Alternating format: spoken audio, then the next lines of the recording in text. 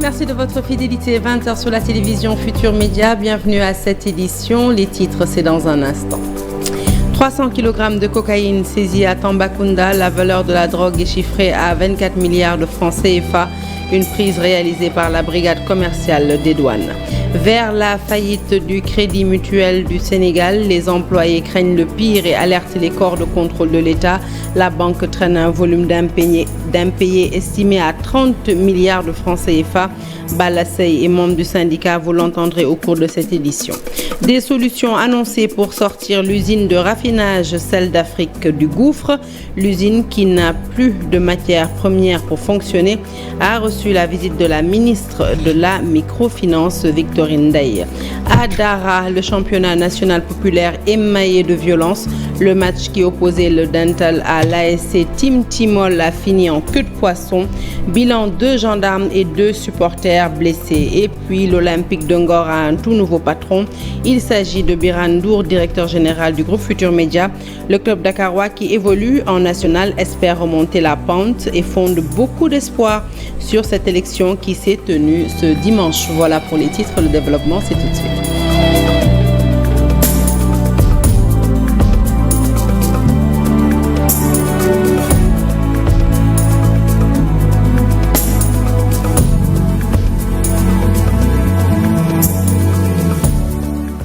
Bonsoir à toutes et à tous. Un journal que nous ouvrons tout de suite avec cette importante saisie de drogue, ce coup de filet de la brigade commerciale des douanes qui a opéré une saisie de 300 kg de cocaïne. La valeur de la marchandise est estimée à plus de 24 milliards de francs CFA.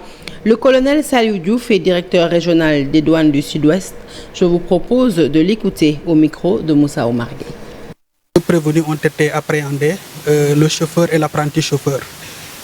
Ils sont présentement en garde à vue au niveau de la brigade de gendarmerie de Kidira et ils seront incessamment transférés à Tambacounda et mis à la disposition des autorités judiciaires qui mettront en œuvre tous les moyens pour pouvoir définir de façon très nette toutes les personnes qui sont impliquées dans ce trafic. C'est 300 sachets d'1 kg de cocaïne que nous avons estimé à 24 milliards de nos francs en raison de 80 000 francs le gramme.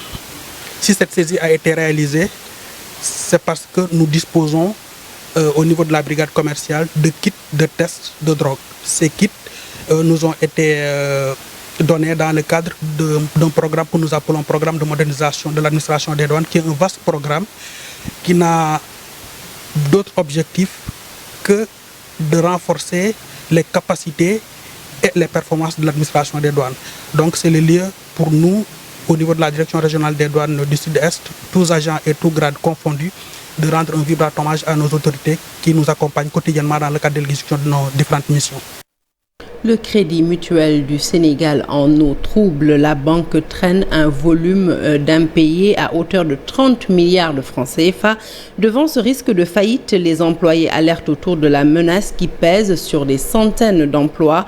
Par ailleurs, les corps de contrôle de l'État sont invités à se pencher sur la situation désastreuse qui sévit au Crédit Mutuel du Sénégal. Balassey est membre du syndicat des employés. Il nous en dit plus au micro de Lamine Ba et Lamine Mandian. Actuellement, le Crédit Mutuel du Sénégal est sur une pente dangereuse. Tous les agrégats du Crédit Mutuel du Sénégal actuellement sont au rouge. Le portefeuille à risque est à plus de 30 milliards. Nos fonds propres sont dégradés. Aujourd'hui, M. Diop a donné instruction à ce qu'on transforme tous les dépôts à terme en parts sociales supplémentaires pour renforcer nos fonds propres. Pour vous dire à quel niveau nos fonds propres sont dégradés, nos ratios réglementaires, les fonds propres réglementaires également sont très dégradés. Le part a plus de 30 milliards. Les salaires du CMS sont à un niveau de démotivation que personne ne peut mesurer. Donc nous interpellons encore une fois toutes les autorités de tutelle, le nouveau ministre des Finances et du Budget, la commission bancaire. Nous ne comptons pas rester les bras croisés en attendant que le CMS se retrouve dans la situation de la Poste. Non, nous allons prendre notre bâton de pèlerin.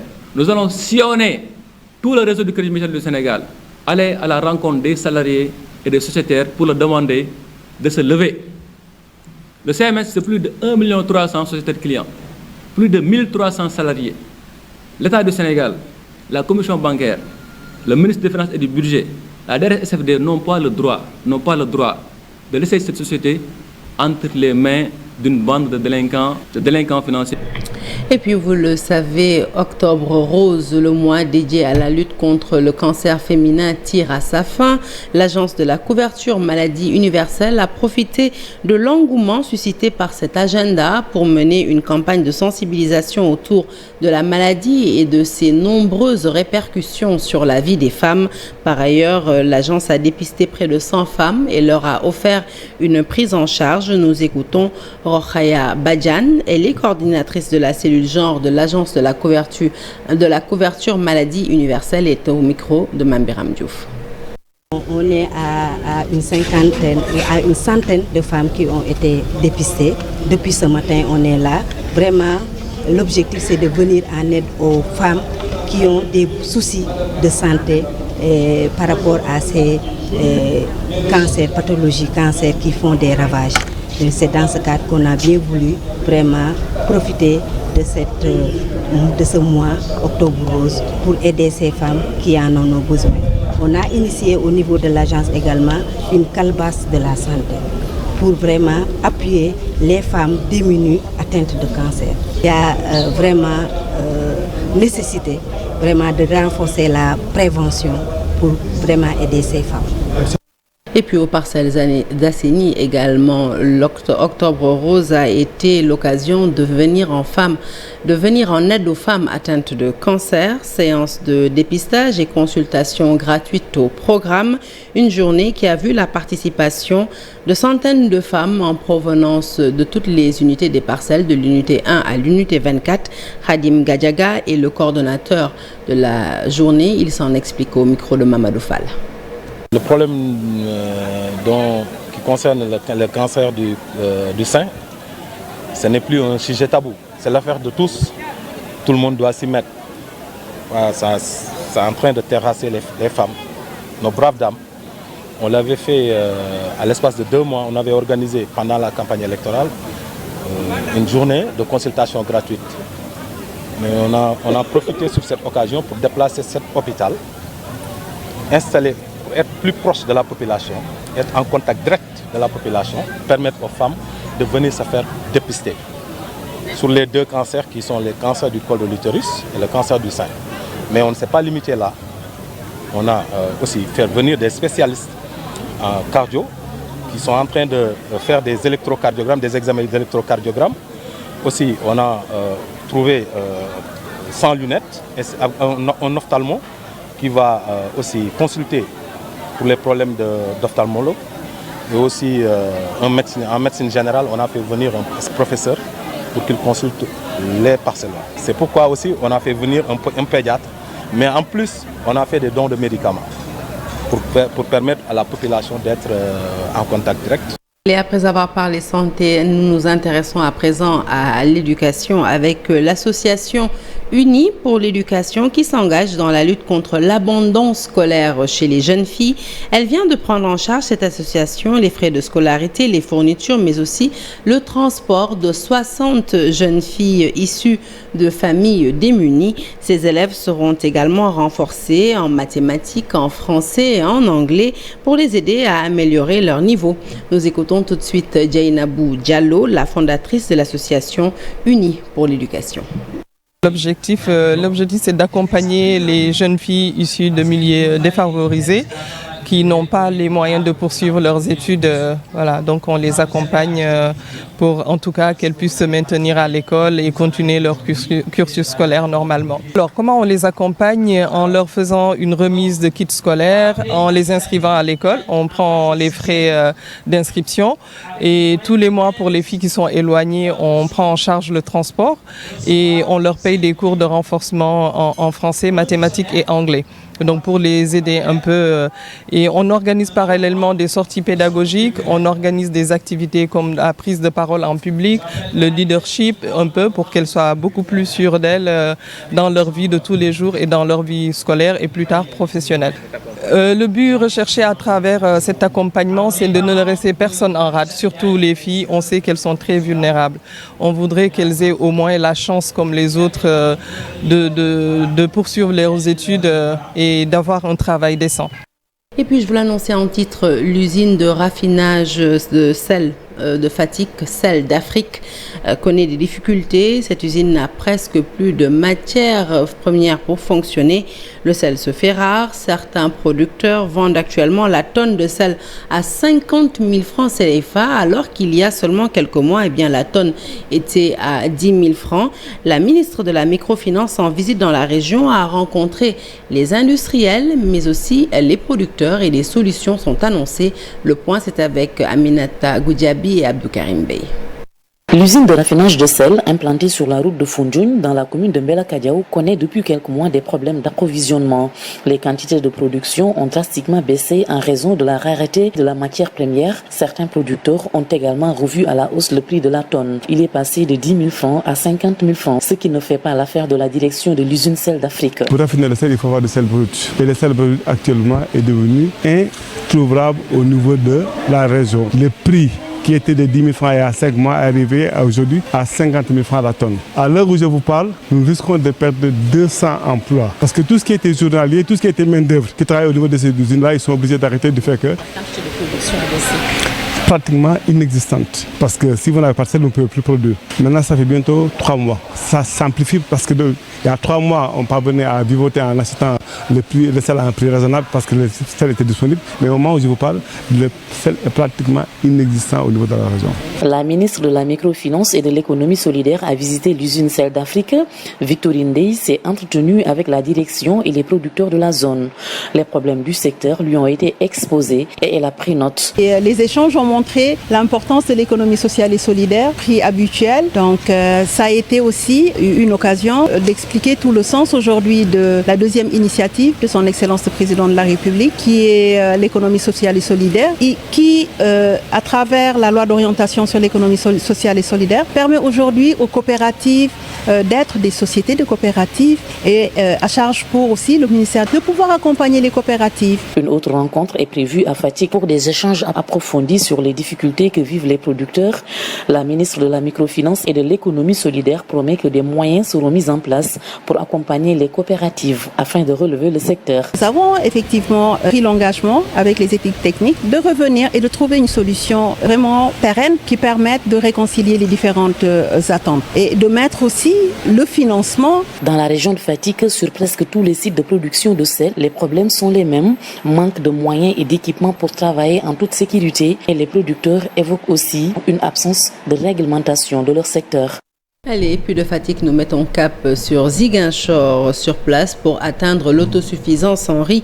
Les acteurs de la filière mettent en place une plateforme innovante. L'objectif est d'en faire un cadre de concertation intégrant tous les acteurs gravitant autour de la filière, de manière à rendre l'outil plus opérationnel au service d'une production de riz à plus grande échelle. Les détails, c'est avec Lamine Baye, Lamine Mondjan. L'état des lieux établi par les structures d'encadrement et d'accompagnement de la filière riz en Casamance fait ressortir une forte dispersion des stratégies, un déficit de coordination dans les interventions des acteurs.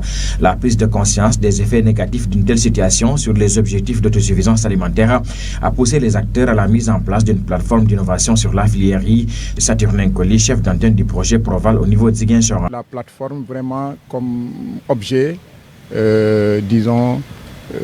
la coordination des activités au niveau des acteurs de la filière par la mutualisation des interventions, le partage également des expériences, mais aussi de façon globale le renforcement. En tout cas, on harmonise un peu les interventions au niveau entre les acteurs de la filière.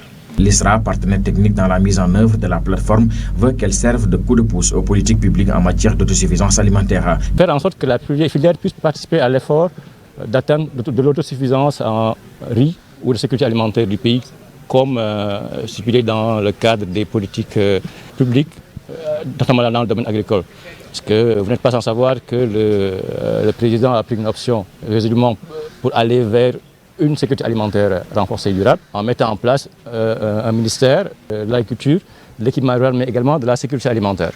Donc ce projet est un apport dans le cadre de cette orientation politique de manière globale. Dès à présent, les outils vont être élaborés pour permettre à la plateforme d'innovation sur la filière d'entrer dans la phase opérationnelle, explique le technicien de l'ISRA. Alors, au sortir de cet atelier, l'idée est d'avoir au moins une vision co-construite avec l'ensemble des acteurs sur ce que devrait être la plateforme, sur quelques idées sur les problématiques que la plateforme devrait prendre en charge, comment on s'y prendrait, et avoir également une idée sur la structuration qu'on aura pour la plateforme d'innovation.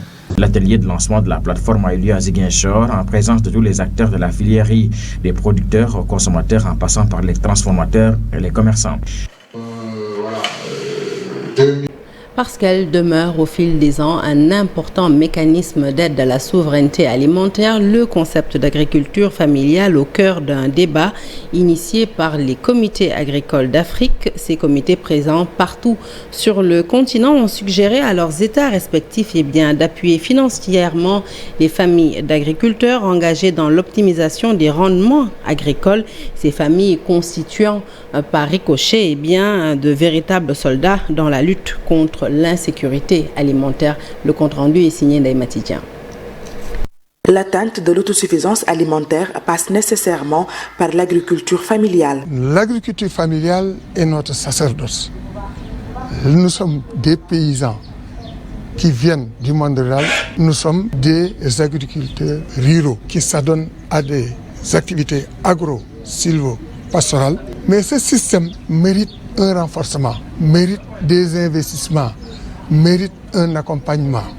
Parce que nous savons bien que, quelle que soit la position des gros producteurs et de l'agrobusiness, le secteur de l'agriculture familiale représente une bonne partie du maillon de la production nationale sénégalaise. Pour ces membres des comités nationaux de l'agriculture familiale africaine, l'État doit maintenant passer à la mise en œuvre des stratégies pour une sécurité alimentaire du pays. C'est vrai qu'il y a eu beaucoup de réflexions, soit au niveau de nos gouvernants, soit au niveau des organisations professionnelles. Ce qui reste maintenant, c'est de revisiter ces réflexions, d'aller vers des propositions concrètes, mais de créer un lobby et de faire du plaidoyer pour que nos réflexions soient prises en compte par les gouvernements au niveau national, mais surtout par nos institutions au niveau de la sous-région. Maintenant, il est temps qu'on arrête les réflexions et qu'on se bat pour la prise en charge de nos réflexions. Selon les membres des comités nationaux de l'agriculture familiale,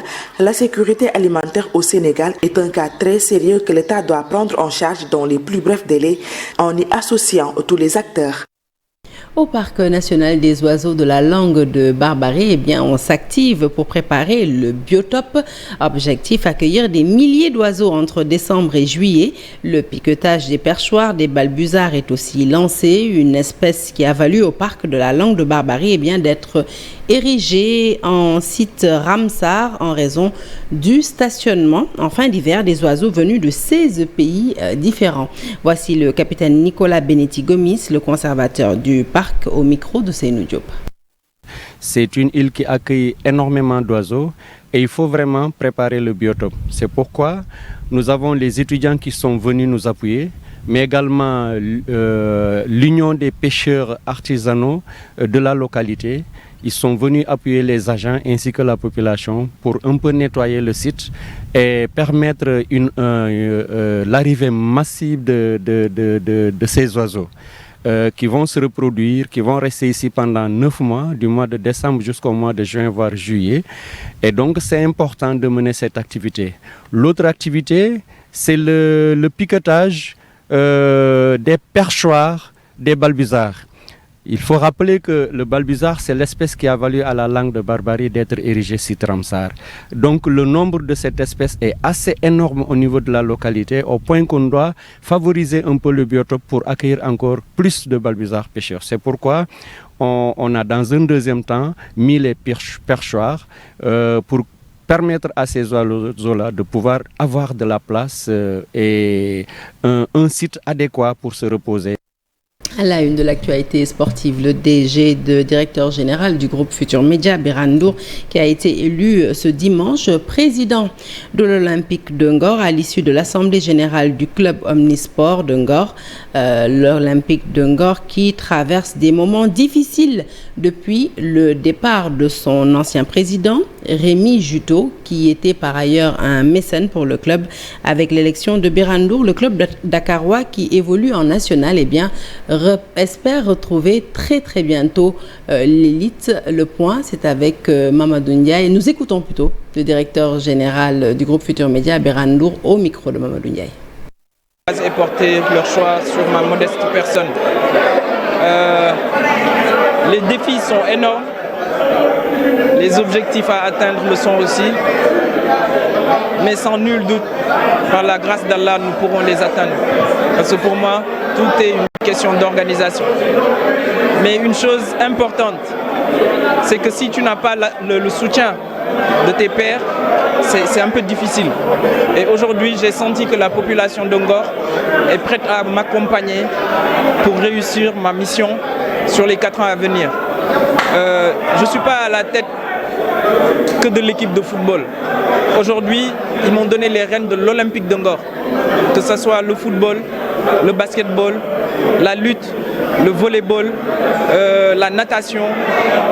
Je suis le président de toutes ces disciplines. Donc, ce qui fait que je suis le président de l'Olympique de Ngor dans son intégralité. Et je pense que avec l'accompagnement de la population ngoroise, avec l'accompagnement des partenaires, des amis, nous pourrons réussir cette mission sans aucun doute. Et puis je vais annoncer en titre encore des scènes de violence qui ont émaillé le championnat national populaire communément appelé Nawetan. Le stade Bassirou Sidi Ndiaye de Dara Djolof a été le théâtre de violents heurts, comme vous pouvez le voir sur ces images. La finale des 4 grands de la zona opposant le Dental à l'ASC Timtimol n'a pas connu une fin heureuse. Tout est parti d'un but d'égalisation de Timtimol refusé par l'arbitre, ce qui a provoqué le mécontentement des supporters de l'ASC. Il s'en est suivi des jets de pierre et des tirs de grenades lacrymogènes. Bilan, 2 gendarmes et 2 supporters de l'ASC Timtimol blessés, évacués au centre de santé Elisabeth Diouf de Dara. Je vous propose d'écouter Chernian. Il est le président de l'ODCAV de Linguère. Il est au micro de Mamadou Moustapha Ndiaye. À la suite d'un but, le juge de touche a jugé que c'était un hors-jeu. Malheureusement, il y a un supporter qui est entré dans l'aire de jeu du fait de l'état défectueux de la grille de protection du stade Bassirou Sidi Ndiaye. Malheureusement, c'est devenu aujourd'hui une réalité. L'état de la grille de protection ne rime pas avec une bonne sécurisation parce que même les portes ne sont plus en bon état. Il n'y a plus de portes. Donc, malheureusement, après ce coup, les gendarmes ont voulu cueillir le gosse et l'amener peut-être à la gendarmerie.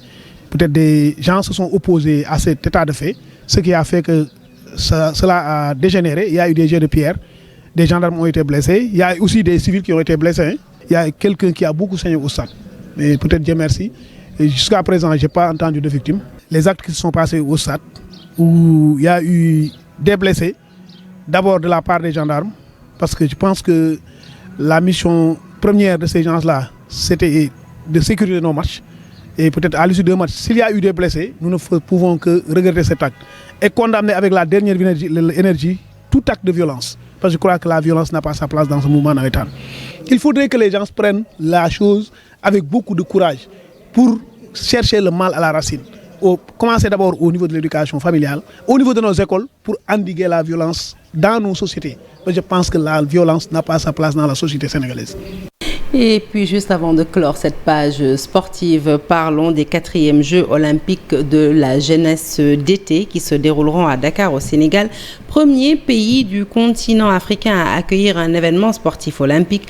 Les Jeux olympiques de la jeunesse, les JOJ Dakar 2026, représentent un catalyseur pour une transformation sportive, sociale, culturelle et économique qui créera de nouveaux espoirs, de nouvelles opportunités et de la confiance chez les jeunes. Nous écoutons tout de suite Mamadou Diagne Ndiaye, président du CNOS, au micro de Mambiram Diouf. Ce qui est important, c'est les synergies qui se dégagent. Vous savez, avant Dakar 2026, il y a Paris 2024. Et nous travaillons beaucoup avec Paris dans une association, Choco.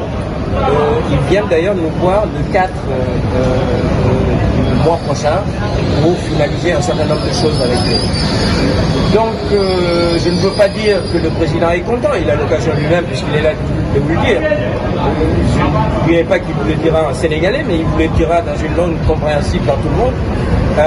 Le but du jeu, encore une fois, c'est que tous les compartiments du jeu, toutes les disciplines éligibles aux Jeux Olympiques de la jeunesse participent, et dans la plénitude du terme, et dans le confort et dans les attributs d'un sportif de haut niveau.